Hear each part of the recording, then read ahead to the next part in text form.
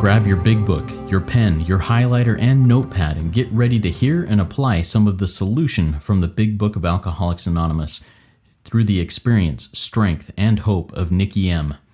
To have a question addressed in a future episode of Noodle It Out with Nikki, please send an email to noodlewithnikki@gmail.com, and Nikki is spelled with 2 Ks.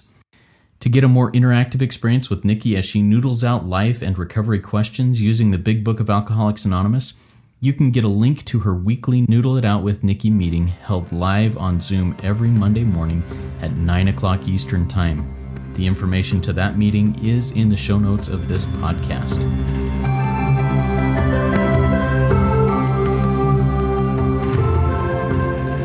God morning, God afternoon, and God evening to all. My name is Justin B. I am a son of an all-powerful and all-loving God and a qualifying addict of multiple fellowships living in the miracle of recovery. And I'm here with the intelligent agent, spearhead of God's ever-advancing creation, and my co-host, Nikki M. Nikki, come off and say hi. Hi, everyone. I'm just so grateful to be here. I'm sipping on, I think, my third cup of coffee that my mom likes to make. She lives in my home. Why? Well, I think it was 7, maybe even 8 years ago now that her husband took a pistol and killed himself right in front of her. And so we deal with this disease of alcoholism. I'm grateful for my cup of coffee that my mom makes. It puts hair on my chest. There we go. Cheers. Love it. Thanks, Nikki. And, you know, you've shared about your mom's husband killing himself a few times before, and we're going to get a little bit more into that. But let me jump a little bit more into what RICO 12 is at this moment. RICO 12 is we are a family of recovery resources targeted at anyone and everyone out there, regardless your addiction, affliction, struggle in life. We strive to help people find hope and a solution so that they can, live their life in a fulfilled way, in a way that they feel that they're making a difference in their lives. We really want to inspire people to see their own worth because, well, as we close this out, you are worth it.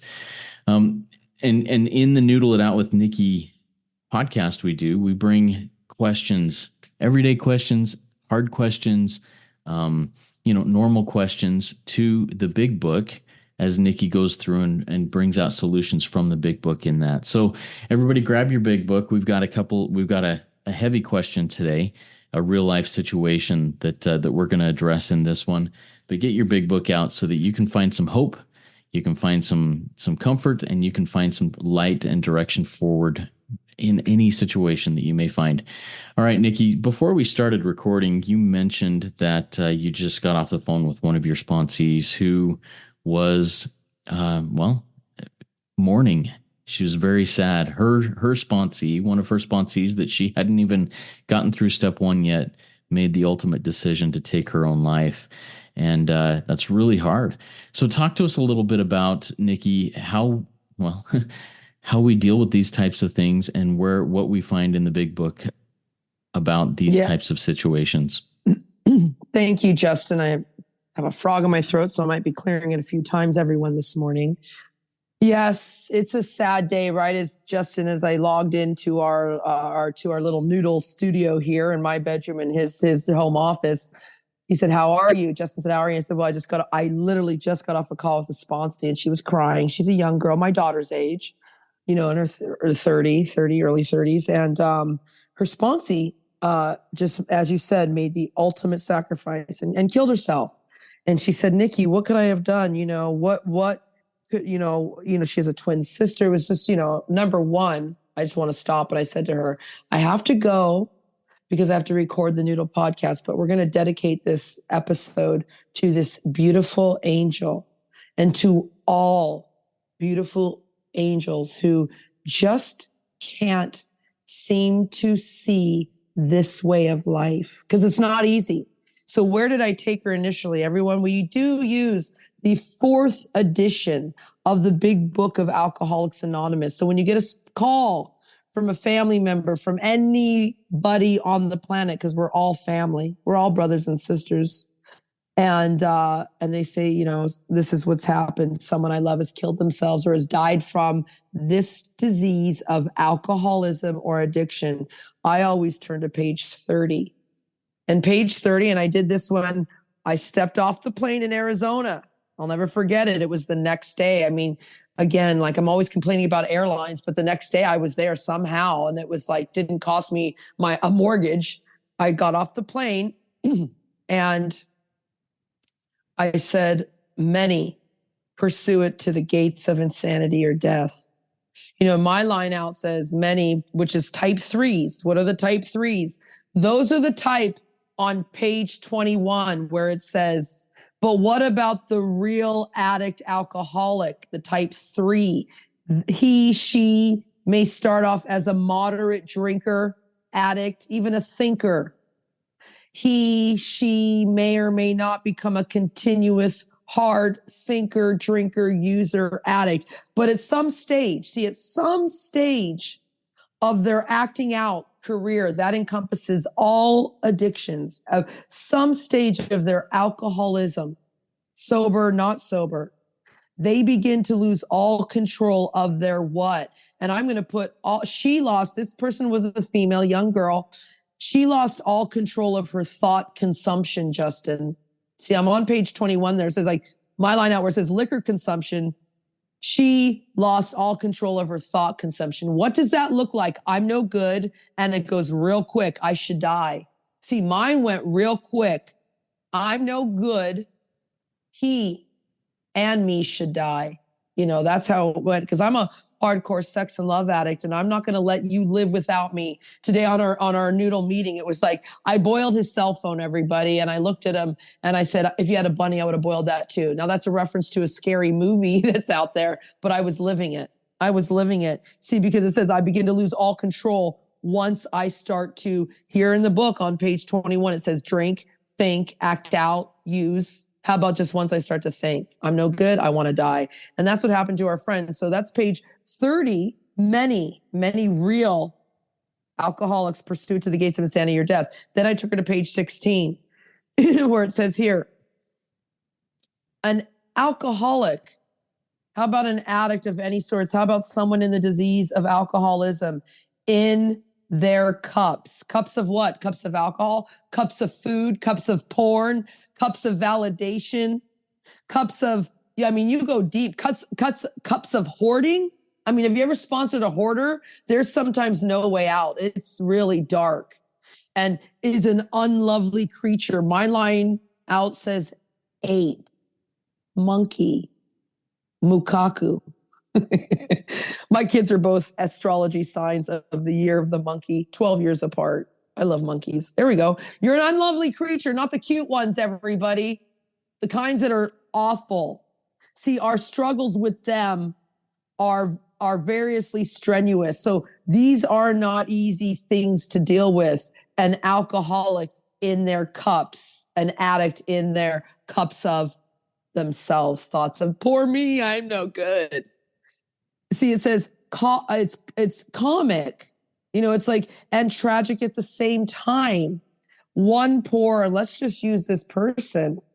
And remember when we went through the round table, Justin, my book says Billy, because that's the guy's name. That's what David G told us. Everybody, Justin and I are here every Tuesday with an episode, but we're also back here in the Rico family on Thursdays with a line by line through the big book. This poor chap's name was Billy, and he committed suicide in Bill Wilson's home. He would not see our way of life. This is a way of life. This is a way of life because this is what happens even when you can't get it, or if you do stay sober. Turn to page 428 in the stories, everybody, and then maybe I'll unmute and you might have a thought on this. But let's go to page 428 where it says here, see, then I reach a crossroad. It's the first paragraph. It says, it's the fourth sentence down. It says, then I reached the crossroad. I was sober about 6 months. This poor girl couldn't even get step one. So she's literally dying. This person at least got 6 months sober, but they're not getting any better. So what are they doing? See, they're contemplating suicide almost every day. I was contemplating a murder plan. I literally had a murder plan. Like I was scary. I was a bad, if you're old enough out there, before they had cable, there were really bad Friday night TV movies. You remember that, like on the channel box, you had to get up and change the channel.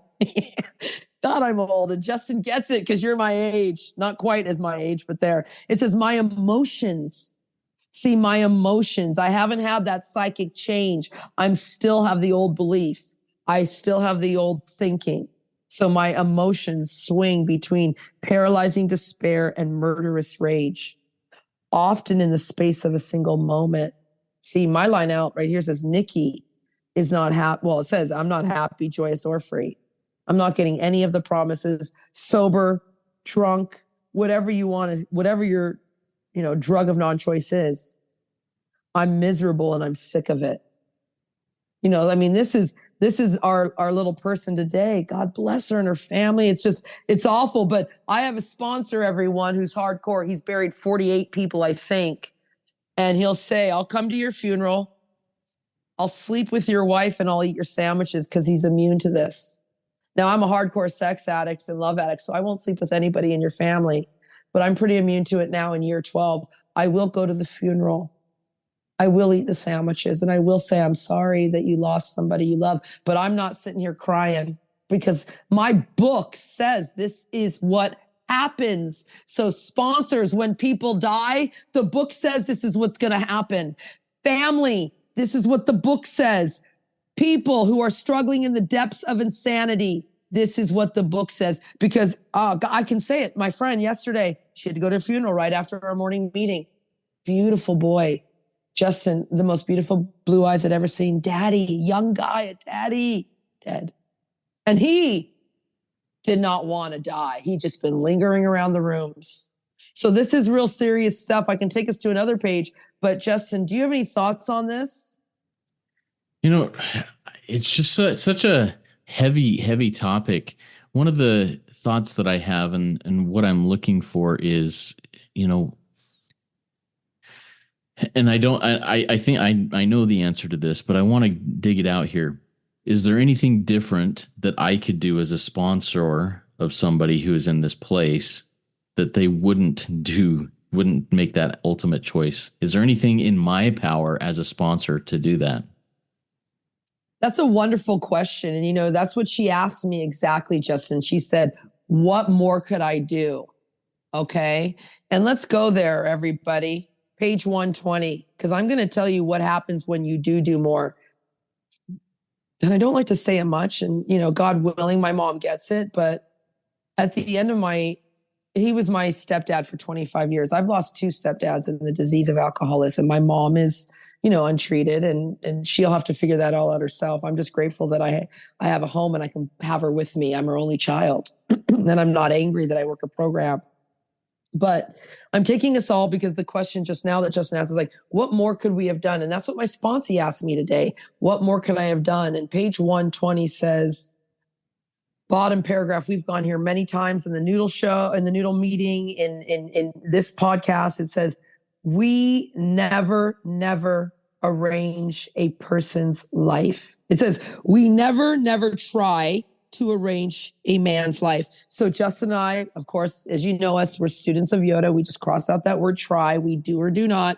We never. Now, I love this book because it doesn't say to the alcoholic, never. We are in the chapter to the wives. They're telling the codependents. They're telling the sponsors. They're telling the family members. They're telling the entire human race, because you can just put to the codependent. Everyone's a codependent. To never. And, my mom did that. I don't know why I'm whispering. She can't hear me. But grandpa, because he was the grandfather to my children. That's all they knew. He couldn't drive at the end. She went out and got the alcohol. Like, it was sick. Like, this is the disease of alcoholism. I've seen him here in Canada. They came to visit one time in Toronto, and we were out, my mom and I, because he didn't want to leave the house. My neighbor, she went to my neighbor to beg her to go get some liquor from the beer store, because you can't just walk to you cannot. We have control. We're real controlled here in Ontario. Like, you can't just go to the corner store and get liquor. You've got to go to the beer store or the government LCBO, the Liquor Board Commission. So anyway, never. That's what you could not do anymore. Because if you arrange a person's life, they're going to die even regardless of what you do. That's my experience, strength, and hope. See, because I saw my mom do it. I've watched 2 examples. Like, here, this person, she just did my sponsee did what she was supposed to do. Tried to get her to step 1. She could not get it. She killed herself. My mom arranging everything, including supplying the alcohol, and he still killed himself. So what's your choice going to be? You see what I mean? Like, it's real radical. Why? Let's go to page 52. And this is where most people live. Like, we were on page 428, and my line out says go to page 52, and then on page 52, it always says go to page 428, because this is what's happening. We're having trouble with personal relationships, sober or not sober. We can't control our emotional nature. You know, a lot of us get violent. I know I do. I can get real violent in my disease, you know, and no anger management course is going to help me, everybody. No amount of rehabs is going to help me. I'm beyond human aid. I am prey to misery and depression. My line out says I am self-obsessed. I am depressed. I'm depressing my entire soul. I'm obsessed with self. I can't make a living. I can make money. I can make a lot of money. I cannot make a living. I'm a praying mantis. I'm the tornado that they talk about on page 82. And that's in the workplace. I have a feeling, there it is, fake news feelings of uselessness. Let's go deep here. It's radical honesty on the Noodle with Nikki show, podcast. Sorry, here we are. I'm useless because I like to play a game called Let Me See If I Can Get Your Husband. I'm useless. And I don't do that anymore, Justin, because I have no problem creeping up on something that doesn't belong to me and playing a game because I'm useless and I'm full of fear. I hate myself. I hate you. You see, like, this is where we live sober. This is the dry drunk, or you can live here high, trying to blot out the consciousness of your existence with a plethora of things. Here we go. And I'm unhappy. I can't be of real help to other people, including myself. Especially, I can't be a help to God. So this is a serious subject today, suicide, because we read it.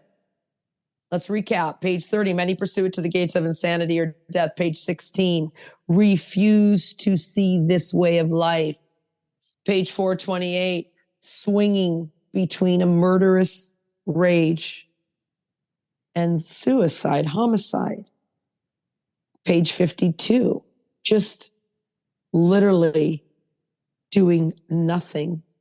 A nothing existence, having no purpose. See, that's an awful place to be. Justin, you've been there and I've been there. And why do I love our magic book? Let's get to some good news. Page 77. See, if you're going to kill yourself or you're thinking about it or you're considering it, because I've been there for a long time and I did not need to be drunk high anyway, in a sober state of mind. That's the worst place to be. I was like, I have no purpose. I would pray literally, Justin, the alien nations. I'd be like, aliens, come get me. I don't belong here. The humans are so weird. No one gets me. Anybody relate? Here it is, page 77, lucky number 7, everybody. Our real purpose. This is the 3rd sentence down. It says our real purpose is to fit ourselves. Are you fitting yourself? To be of maximum service to God. So listen, everybody, you're like, I can't live. No one loves me. Then just go find someone who wants you to serve. There's a lot of people. I know a lot of organizations who will take you free and they will put you to work. You can build houses for humanity. You can join different organizations if it's that bad. It's going to be a temporary solution, but you don't until you get into this way of living. But don't kill yourself. Because there is a way out. You have purpose. It's to serve God. And how do you do that? You come into this room. Justin's going to say it at the end of the podcast. You stay. You know, one question today on Noodle was, why are you guys emphasizing sponsorship so much? Because that's what this is about. Your purpose is to serve and be helpful and serve. And we're in a 12-step program, so you need a sponsor. I mean, this is so simple, but not easy. There it is. So if you're not willing to pay the price, and I don't mean the ultimate price of death, page 14, simple but not easy. Are you willing to pay that price of self-destruction? What does that look like? That looks like I'm a servant of God. You know, page 87, see where religious people are right. I love the proverb and I always refer to it. And you probably, I mean, you know the book better, that great book better than I do, Justin, but they say, look at the ants. The ants just all work together. Like that's what we're here to do. We're just here to work together, everybody. We're just here. Don't be a crab in the bucket. Try to claw your friends and your family and your brothers and your sisters around you. Learn on page 153 the true meaning of love your neighbor as yourself, and you won't want to kill yourself. I mean, this is radical. That's why many pursue it to the gates of insanity or death, because it's not easy, this thing called life. But why are we here? Well, look at the ants. Just to help each other. That's a nice thought, isn't it, Justin? Like that takes a lot of pressure off us today. Justin, you and me, we're just here to serve, wanting nothing in return. Yeah. And that concept of serving others is really powerful. It does bring meaning to my life. When I'm stuck in, self-pity or whatever, and I'm like, I've got nothing to give, I just spiral deeper and deeper and deeper. And when I get out and step outside to serve, to help someone else, whether they be an addict or not, whether they be my family, whether they be, I spent this last weekend with about 130 youth and camping out in the middle of around a lake out here in Washington. It was an amazing experience to be there of service and not to be there as a predator or somebody who's there creeping around, but to be there of service. And what a beautiful and amazing thing that was. It brings meaning to my life. It wears me out, but it brings meaning to my life. And I love that. And as we close out, I want to go back to page 120 again, if you don't mind, Nikki. There were a couple of other lines in there. I mean, we talked about we never arrange a man's life so as to shield him.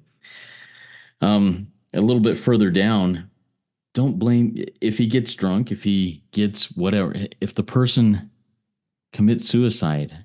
If I'm their sponsor, don't blame yourself. God has either removed the person's problem or he has not. And then the bottom line there on page 120, place the problem along with everything else in God's hands. I think that's where I can hope to find peace in situations like that. Hey, this is in God's hands. Human aid, my human aid is not enough. It's not going to change things. All I can do is place it in God's hands. Everybody, life is hard. Life is hard. Whether I'm an addict or not, life is hard. But there is hope. And the hope comes in getting outside of myself and working this program with others, whatever that looks like. Get out there and work it because you are worth it.